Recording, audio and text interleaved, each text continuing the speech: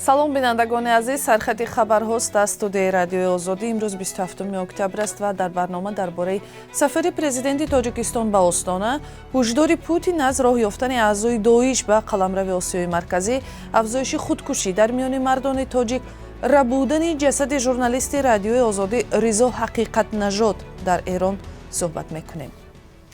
дар ҷаласаи раҳбарони кишварҳои Осиёи Марказӣ ва Иттиҳоди Аврупо, ки имрӯз дар Остона, пойтахти Қазоқистон, барпо мешавад, ҳамкориҳои тиҷоратию иқтисодӣ ва масоили доғи байналмилалиро баррасӣ мекунанд.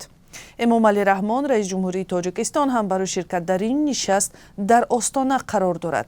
Иттиҳоди Аврупоро дар ҷаласа Шарл Мишел, раҳбари Шӯрои Аврупо, намояндагӣ хоҳад кард.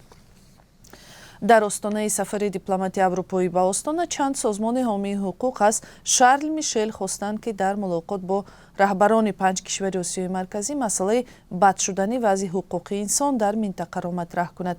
Муфассалтар дар ин бора 3 соат баъд дар барномаи Ахбори озодӣ суҳбат мекунем. мақомоти Тоҷикистон мегӯянд, дар 1.5 соли гузашта дар кишвар беш аз 430 мавриди худкушӣ ва қасди худкуширо сабт карданд ва дар ин миён мардҳо бештар буданд. бино ба омори расмӣ, ки радиои озодӣ рӯзи 27 октябр ба даст овард, аз аввали соли 2021 то моҳи июни имсол 228 марди тоҷик қасди ҷони хеш карданд ва ё худро куштанд. теъдоди заноне, ки ба истилоҳи мардумӣ аз зиндагӣ безор шуда худкушӣ карданд ва ё хостанд худро бикушанд, 208 нафар будааст. мақомоти расмӣ ва мутахассисон бемориҳои равонӣ, фақру мушкилоти иқтисодиву иҷтимоӣ ва ҷанҷолу моҷароҳои оилавиро сабаби худкушии мардону занони тоҷик меноманд. президенти Русия Владимир Путин гуфт, аъзои гурӯҳи мамнӯи давлати исломӣ ва дигар ташкилоти террористӣ талош доранд ба қаламрави кишварҳои муштаракулманофеъ ворид шаванд.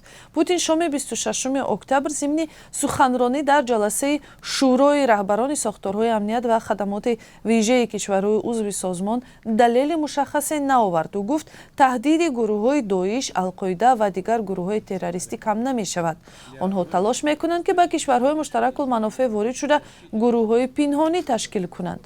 ба қавли ӯ, таҷаммуи ҷангҷӯён дар сарҳади Афғонистон бо кишварҳои Осиёи Марказӣ хатари рах накардан ба марзи кишварҳои минтақаро ба вуҷуд овардааст. баъди шурӯи ҷанги беасоси Русия алайҳи Украина, Кремл садҳо низомиёнашро аз пойгоҳи 201 воқеъ дар хоки Тоҷикистон ба Украина бурд. мақомоту низомиёни Украина мегӯянд, нирӯҳои Русия рӯзи 27 октябр дигар бора ба шаҳрҳои Киев ва Запорожье ҳамла карданд ва дар тарафи дигар сарбозони украинӣ дар ду шаҳраки Донбасс ҳамлаи сарбозони русро рафъ карданд. Олексей Кулеба, раиси вилояти Киев, дар телеграм навишт, русҳо шабона шаҳри Киевро ба ваҳшат андохтанд. ӯ афзуд, ки маъмурони наҷот ба ҷойҳои осебдида сафарбар шуданд, вале макони онро фош накард. Александр Старух, яке аз фармондеҳони вилояти Запорожье, хабар додааст, ки нирӯҳои Русия бо истифода аз ракетаҳои Смерч ба канораҳои шаҳри Запорожье зарба заданд, вале касе дар ин ҳамлаҳо талаф наёфтааст. дар вилояти Донбасс, дар шаҳракҳои Авдеевка ва Бахмут набардҳои сахте байни ду тараф идома доранд ва раис ҷумҳур Владимир Зеленский гуфт, ки сарбозони кишвараш ҳамлаҳои нирӯҳои Русияро баргардонданд. айни замон ӯ афзуд, ки фармондеҳони Русия барои гирифтани ҳарду шаҳр девонавор амал мекунанд.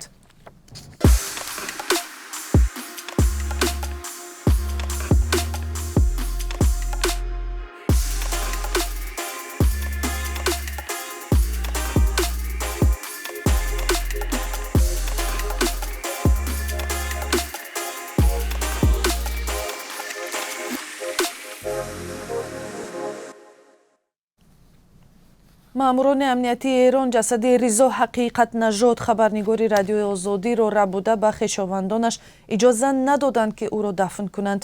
Хабарнигори 45-солаи радиои Фардо, бахши форсии радиои озодӣ, рӯзи 17 октябр бар асари бемории саратон дар шаҳри Берлин даргузашт ва ҷасадашро рӯзи 25 октябр ба Эрон бурданд. ба гуфтаи манобеи радиои Фардо, маъмурони сипоҳи поздорони инқилоби исломӣ ҷасади Ризо Ҳақиқатнажодро гирифта ба ҷои номаълуме бурданд ҳарчанд хешовандону дӯстонаш гуфтанд ки тамоми санадҳои лозим барои дафни ӯ дар шаҳри Шерозро ба даст оварда буданд.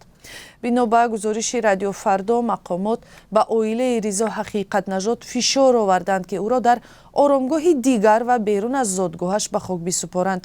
Ҷейми Флай, мудири радиои Озодӣ, амалкарди мақомоти Эронро шармовар ва нафратангез хонд. Мақомоти Эрон то ҳол қазияро шарҳ надоданд.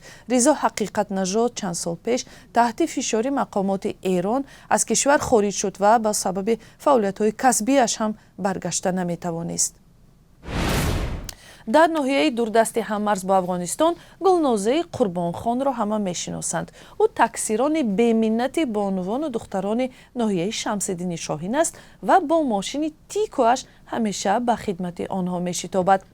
дар роҳу кӯчаҳои на ҳамеша ҳамвору мунфарш, балки хеле зиёд санглоху кӯҳӣ, Гулнозаи таксирон бо шитоб ҳаракат мекунад ва наметарсад ки шояд дар ҳолати сахте монад. ҳамсар ва оилааш ҳамеша пуштибони ӯ ҳастанд. саргузашти хонуми таксироне ки муттакои занони ноҳияи Шамсиддини Шоҳин аст, 3 соат баъд дар ахбори Озодӣ тақдими шумо мешавад.